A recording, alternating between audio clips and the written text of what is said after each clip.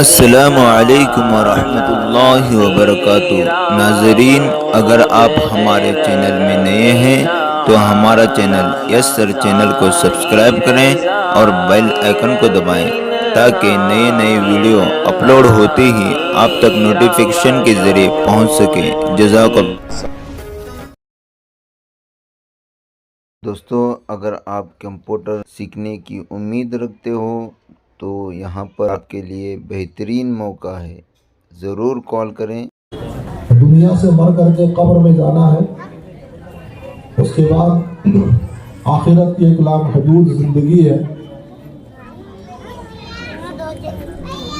ये सब हमारा अकीदा है, इसी को मुसलमान कहते हैं। तो अल्लाह ताला ने मुसलमान होने के नाते दुनिया में हम पर कुछ जिम्मेदारियां डाली। अगर हम उन जिम्मेदारियों को पूरा करके दुनिया से जाएंगे तो अल्लाह ताला जब तक दुनिया में रखेंगे तब भी हमें इज्जतों से रखेंगे, तब भी हमें खुशियों से रखेंगे।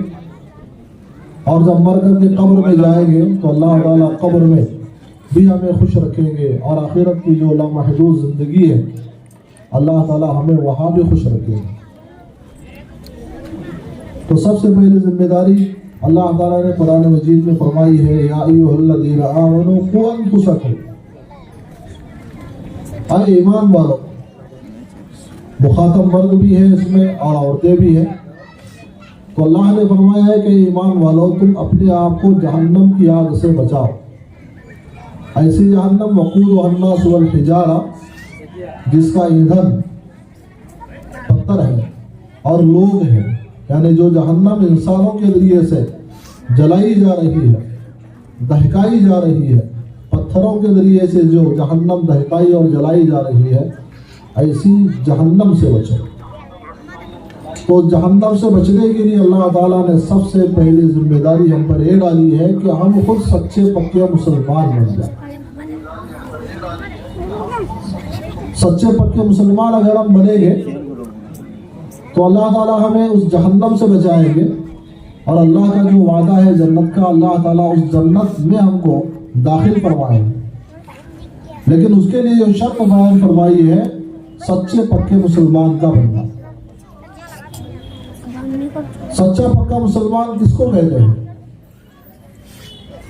सिर्फ मुसलमान का नाम रख लेना, मुसलमान के घर में पैदा हो जाना, मुसलमान के घर में रहना, मुसलमान के महल्ले में रहना, और जब दिल चाहा अल्लाह की इबादत कर लेना, और जब दिल ना चाहा अल्लाह की इबादत छोड़ देना, ये मुसलमान की निशानी नहीं, ये तो मुनाफिक की अलामत है। आप सल्लल्लाहु अलैहि वसल्लम के ज़माने में जो मुनाफिकीन थे वो इस तरह से करते, कभी नमाज पढ़ लिया कभी छोड़ ली। मुसलमानों को दिखाने के लिए नमाज पढ़ा करते थे। जब दिल में आया नमाज पढ़ लिया, और जब दिल नहीं चाहा तो नमाज छोड़ दिया। तो ये मुनाफिक की अलामत है। जब दिल चाहा अल्लाह के अहकामात पर अमल कर लिया, और जब दिल चाहा अल्लाह के अहकामात को छोड़ दिया, ऐसा मुसलमान ये सच्चा पक्का मुसलमान नहीं, बल्कि ये तो नाम का मुसलमान है। ऐसे मुसलमान बनने पर अल्लाह ताला का न दुनिया में कोई वादा है, न आखिरत में कोई वादा है। और अल्लाह ताला ने औरतों पर दोहरी जिम्मेदारी डाली है। एक तो दुनियावी एतबार से देखा जाए तो उनके जिम्मे घर के कारोबार की, घर के कामकाज की जिम्मेदारी है, जो दर हकीकत एक बहुत बड़ी जिम्मेदारी है। इस बात से इनकार नहीं है कि औरत का काम जाहिरी एतबार से मर्द से बहुत मुश्किल है। सभी लोग इस बात को तस्लीम करते हैं। लेकिन मेरे मोहतरम माँ और बहनों, इसका मतलब ये बिल्कुल भी नहीं है कि काम बहुत मुश्किल है तो हमें दीन में आज़ादी है और दीन में हमें छूट है। नहीं, घर के काम काज करते हुए, घर की तमाम खिदमतें करते हुए हमें अल्लाह ताला की इबादत करना, अल्लाह के 100% अहकामात पर 100% अमल करना ऐसा ही ज़रूरी है जैसा कि मर्दों के लिए ज़रूरी है। बहुत सारी औरतों को ये गलत फहमी हो जाती है। वो समझते हैं कि दीन सिर्फ मर्दों के लिए है, औरतों के लिए नहीं है, हमारे लिए तो घर के कामकाज है। शौहर की खिदमत करना, सास ससुर की खिदमत करना, बच्चों को पालना, बच्चों की तरबियत करना, घर में कपड़े धोना, बर्तन मांजना, बस यही हमारी जिम्मेदारी है। और वो यूँ समझती है कि अल्लाह ने हमें इसीलिए पैदा किया है। ये शैतान का बहुत बड़ा धोखा है। इस धोखे से निकलना जरूरी है। मैं ये बात इसलिए कह रहा हूं कि आज हमारे अक्सर माए बहनें इस बात को समझती ही नहीं है और ये बात उनके दिल में उतरती ही नहीं है कि दीन जिस तरह से मर्दों के लिए जरूरी है उसी तरह औरतों के लिए भी जरूरी है। मामूली बहाने से दीन के कामों से पीछे रह जाना, ये हमारे अक्सर माँ बहनों की आदत बनती जा रही है। तो इसलिए जरूरी है बात कि हम इस बात को समझे कि दीन पर 100% अमल करना जिस तरह मर्दों के लिए जरूरी है उसी तरह औरतों के लिए भी जरूरी है। जहां अल्लाह ताला ने छूट देना है वहां औरतों को छूट दे रखी है। जहां औरतों को कुछ करना मुश्किल हो जाता है वहां अल्लाह ताला ने फितरत के तकाजों पर अमल करते हुए, फितरत को देखते हुए वहां औरतों को छूट दे रखी है। नमाज 5 वक्त की पढ़ना हर औरत पर फर्ज है जिस तरह से मर्द पर फर्ज है। रोजा रमजान के मुकम्मल महीने के रोजे रखना ये हर औरत पर फर्ज है जैसे मर्द पर फर्ज है। ज़कात देना जिस तरह से मर्द पर फर्ज है औरत पर भी फर्ज है। ऐसी बहुत कम माएँ और बहनें हमको मिलेंगी जो अपने मालों की ज़कात निकालती हैं। वो समझती है कि हमारे शौहर ने ज़कात निकाल दिया काफ़ी है। नहीं, अगर खुद मालदार है, शरीयत के हिसाब से अगर खुद मालिक निसाब है, शरीयत की नज़र में औरत अगर मालदार है तो उस पर भी ज़कात उसी तरह से फर्ज है जिस तरह से मर्द पर फर्ज है। तो इस तरह से अपने आप को मुकम्मल दीनी ढांचे में डालना जरूरी है और ये कोई मुश्किल काम नहीं है। हम हमारे असलाफ की बुजुर्गों की बीवियों को देखें, उनकी बहनों को देखें कि वो घर के कामकाज के साथ दीन में कितना बड़ी हुई थी।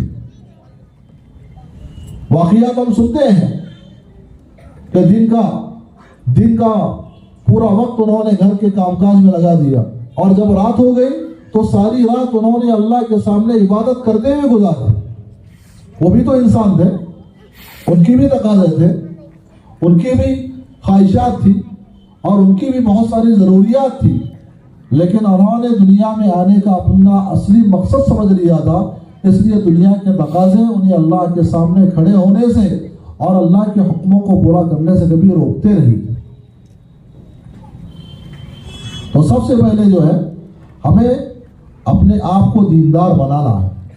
घर की औरत दीनदार रहेगी तो घर में गैर महसूस तरीके से दीन आएगा और घर का माहौल गैर महसूस तरीके से दीनदार बनेगा। घर में दीनी माहौल बनाने की जिम्मेदारी मर्द से ज्यादा औरत पर है, क्योंकि मर्द तो बाहर काम के लिए आता है, उसको ज्यादा वक्त घर में गुजारने का मौका नहीं मिलता। वो अपने कामकाज के लिए, नौकरी के लिए, मुलाजमत के लिए घर से बाहर वक्त ज्यादा गुजारता है। घर में मुस्तकिल रहने वाली औरत होती है तो उसके पास वक्त बहुत होता है। वो अगर अपने आप को दीनदार बनाए और अपने घर के माहौल को दीनदार बनाने की कोशिश करे तो गैर महसूस तरीके से रफ्ता रफ्ता उसके घर का माहौल दीनी माहौल में तब्दील हो जाएगा। औलाद की तरबियत ये मर्द से ज्यादा औरत की जिम्मेदारी है। औलाद जो है वो बाप से ज्यादा माँ को काफी कर रही है। वो उस तरह से करने की कोशिश करती है जिस तरह से माँ को करता हुआ देखती है। अगर माँ को नमाज पढ़ता हुआ देखेगी तो वो भी औलाद भी नमाज पढ़ना शुरू करेगी। अगर माँ को कुरान करीम की तिलावत करता हुआ देखेगी तो खुद भी कुरान करीम की तिलावत का शौक उसके दिल में पैदा होगा। उसको नमाज पढ़ना आए ना आए, कुरान करीम पढ़ना आए ना आए, वो अपने माँ की कॉपी करने की कोशिश करेगी और वैसा करने की कोशिश करेगी जिस तरह से माँ को उसने करता हुआ देखा और देख रही है। अगर उसने ये देखा कि मेरी माँ नमाज नहीं पढ़ती है, कुरान करीम की कभी तिलावत नहीं करती है, तो बताओ बेदीनी में पलने वाली औलाद कभी दीनदार बन सकती है? यहां तो मसला ये है, आजकल का माहौल इतना बिगड़ गया है कि दीनी माहौल में दीनी औलाद का पैदा होना बहुत मुश्किल हो गया है, औलाद का दीनदार होना बहुत मुश्किल हो गया है। दीनी माहौल में रहकर भी औलाद बेदीन हो रही है, तो बेदीनी की माहौल में औलाद दीनदार कैसे बन सकती है?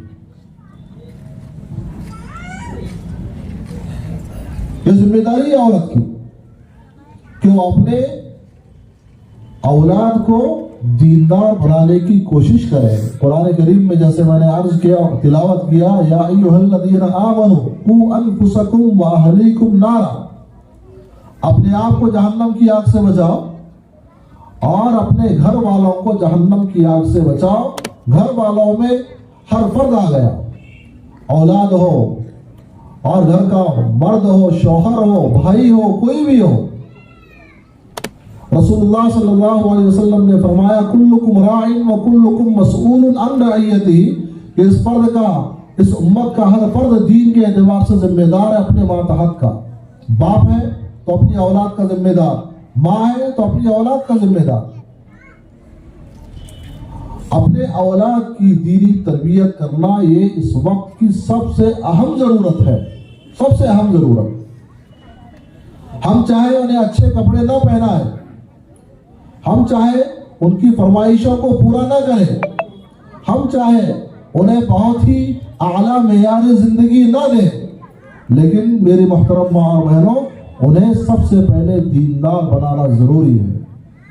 अगर हमने उनको दीनदार नहीं बनाया, उनके अकायद हमने दुरुस्त नहीं किए, अल्लाह के साथ उनका ताल्लुक नहीं जोड़ा, उनके दिल में अल्लाह की मोहब्बत और रसूलुल्लाह सल्लल्लाहु अलैहि वसल्लम की मोहब्बत को नहीं बसाया, दीन इस्लाम की मोहब्बत को नहीं बसाया, दीन इस्लाम के फायदे उनको नहीं बताए, तो ये औलाद हमारे हाथों से कब निकल जाएगी और कब बेदीनी के माहौल में, बेदीनी के माहौल के हवाले हो जाएगी और दीन से इतना दूर निकल जाएगी कि हम देखते रह जाएंगे, पता नहीं। क्योंकि आजकल सरकारी स्कूलों में जो निसाब पढ़ाया जा रहा है वो निसाब गैर इस्लामी है। जो निसाब पढ़ते हैं, पढ़ाते हैं, वो अच्छी तरह से जानते हैं कि आजकल स्कूलों में, कॉलेजों में, यूनिवर्सिटियों में जो निसाब, जो सिलेबस पढ़ाया जा रहा है, उसका जो मवाद है वो अक्सर गैर इस्लामी है।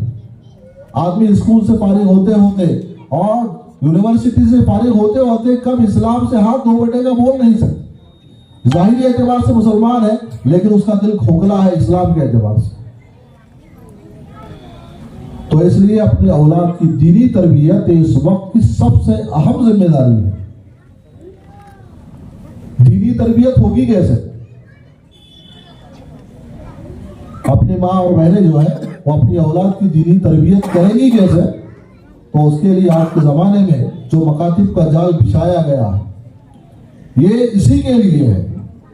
छोटे बच्चे, दिल की जमीन बिल्कुल गीली मिट्टी की तरह होती है, उस पर जो लिखा जाएगा वो नक्श हो जाएगा, वो सबक हो जाएगा।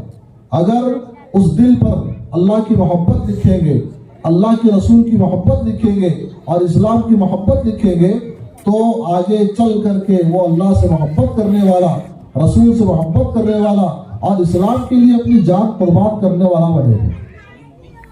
क्योंकि दिल की मिट्टी बिल्कुल नरम है, उस पर जो लिखो वो लिखा जाएगा।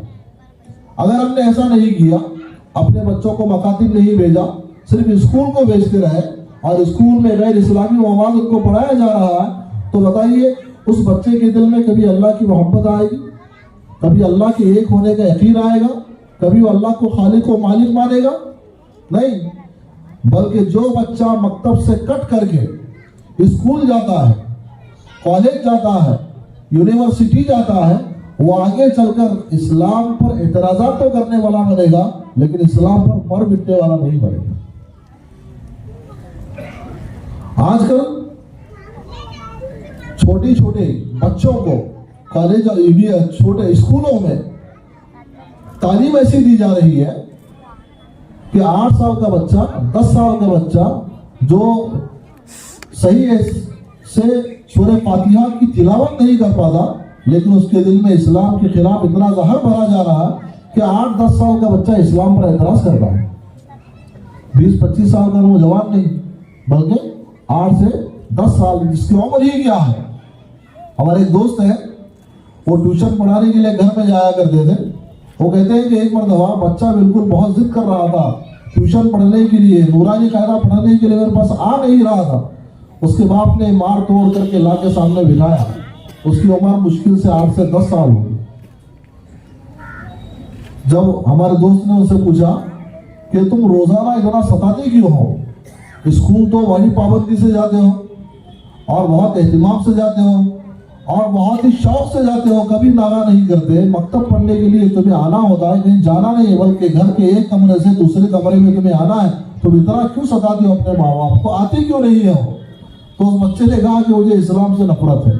मुसलमान का बच्चा, मुसलमान के घर में पलने वाला, और उसके माँ बाप भी ज़ाहिरी एतबार से मुसलमान है, लेकिन वो बच्चा चूंकि जा रहा है गैर इस्लामी स्कूल में, 8 से 10 साल उसकी उम्र है, वो कह रहा है कि इस्लाम से मुझे नफरत है। उन्होंने पूछा कि इस्लाम से तुम्हें नफरत क्यों है? कहा, कहने लगा कि इस्लाम में पाबंदियां बहुत है। मैं 20-25 साल के नौजवान की बात नहीं कर रहा हूँ, 8 से 10 साल की उम्र के बच्चे की बात कर रहा हूँ। कहने लगा कि इस्लाम में पाबंदियां बहुत है, सुबह उठो तो नमाज पढ़ो, दोपहर हुई तो नमाज पढ़ो, दिन में 5 वक्त अल्लाह ने हमको जकड़ के रखा हुआ है। नऊज़ुबिल्लाह मिन ज़ालिक। तो ये जो जहन बन रहा है, ये जहन क्यों बन रहा है? हम अपने बच्चों को ऐसे स्कूलों में भेज रहे हैं जहां इस्लाम के खिलाफ जहन उनके दिल में डाला जा रहा है, और घर वापस आने के बाद उसकी कोई सफाई नहीं हो रही है। तो स्कूल में तुमने क्या पढ़ा? अगर गलत पढ़ाया है तो माँ बाप क्या करें? उसको दुरुस्त करें कि तुम्हारे स्कूल में गलत पढ़ाया गया है। बहरहाल बातें तो तरबियत के एतबार से कहने की बहुत है, बस मेरे माँ बहनों से गुजारिश ये है कि कुरान करीम ने जो हम पर जिम्मेदारी डाली है कि हम सच्चे पक्के मुसलमान बने और अपने तमाम घर वालों को सच्चे पक्के मुसलमान बनाने की फिक्र करें।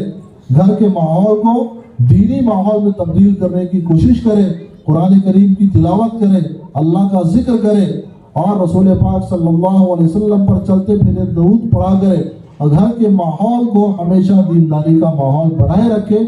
तो इंशाअल्लाह हमारे घर से पैदा होने वाले बच्चे भी अब्दुल कादिर जिलानी बनेंगे, हजरत बख्तियार काकी बनेंगे, ख्वाजा अजमीर बनेंगे।